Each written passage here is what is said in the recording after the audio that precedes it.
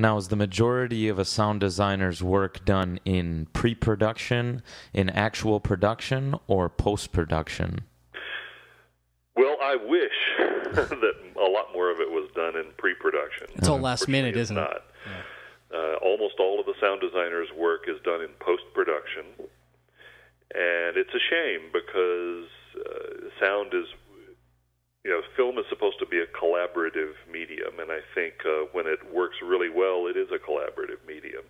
But the main tragedy of sound in movies is that it's one craft that gets affected by all the other crafts, that if creative decisions in camera work and lighting and blocking of the actors and the actors' performances and editing and every other conceivable craft, all of those creative decisions determine in a way what we as sound people can do or should do.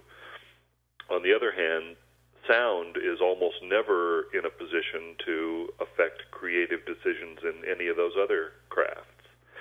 And I think that's truly a shame, and it kind of eliminates sound as a collaborative partner in a sense.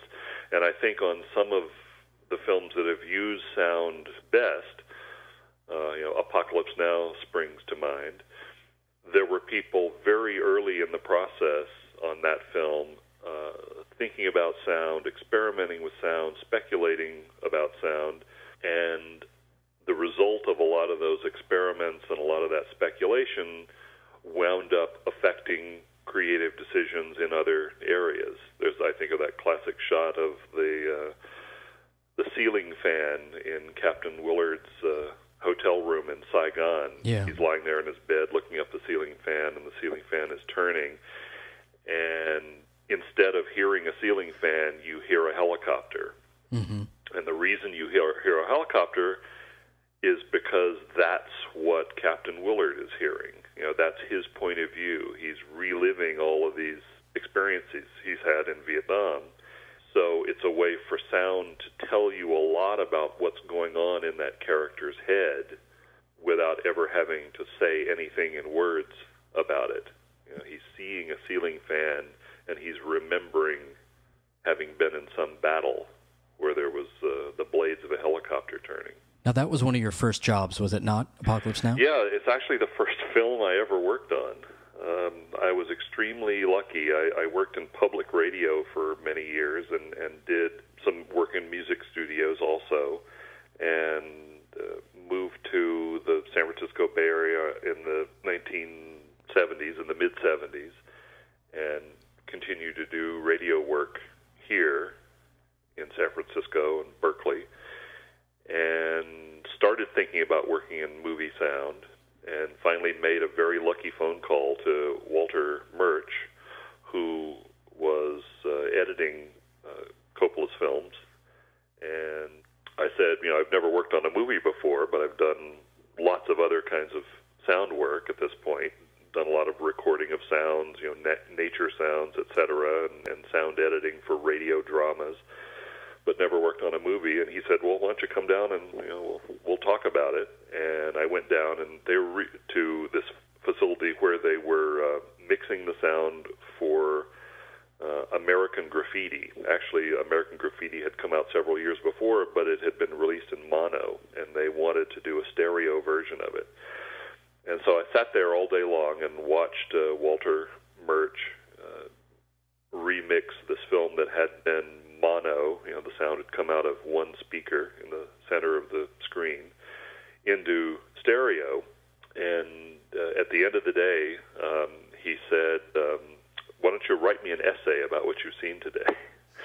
And I thought, well, that's kind of a strange approach for somebody like me who might want to get a job in the movie business. And I assumed that he did that with everybody, and I didn't find out until 2 or 3 years ago that I'm the only person he ever asked to write an essay. But I did write an essay, and he liked what I wrote, and so he hired me to work on Apocalypse. And I worked on the film for about a year, and I spent about half the time recording sound effects, helicopters and gunshot, a fly buzzing in a window for that opening sequence with Willard in the Saigon hotel room. I spent about a week constructing a fly habitat. Wow. And that's dedication. Got a butterfly net and caught flies behind restaurants in Fisherman's Wharf. That's great. Because Walter wanted a very specific kind of sound of this fly buzzing against the window pane. See, that's the kind of thing that most people really don't hear about or think that when they're watching a film that much time and effort goes into it. So this is great stuff. Yeah, it's somebody who goes in and casually watches a film, or maybe even somebody who knows quite a lot about, in a general way, about filmmaking, I think is very unlikely to imagine the level of effort that's put into the soundtrack of even a more or less average film, to say nothing of something like Apocalypse Now.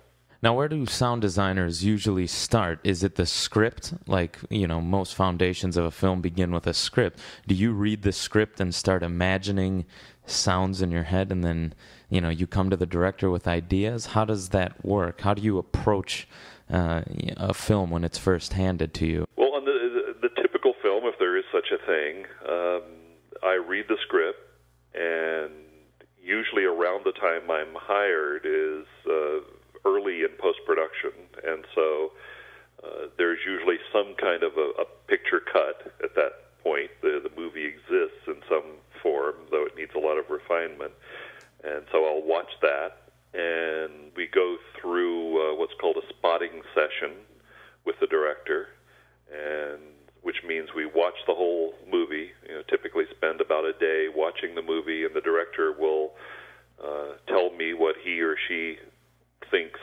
in terms of sound for each scene. Mm-hmm. One of the first things we talk about is whether it's going to be a naturalistic approach, meaning whether the sound should be realistic and completely believable in every scene, or whether there are certain scenes, or maybe in the whole movie, we want to stylize the sound in certain ways or exaggerate it in certain ways for dramatic effect, ways that might not be absolutely believable and naturalistic and realistic, but still be true to the thrust, the emotional and dramatic thrust of the scene.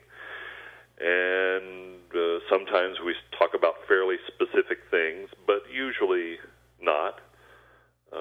But it's mostly the spotting session is about what sounds to focus on, what sounds not to focus on, and it's useful to the sound designer to get an idea, if there's any ambiguity about it at all, of what the director wants the audience to feel in each scene.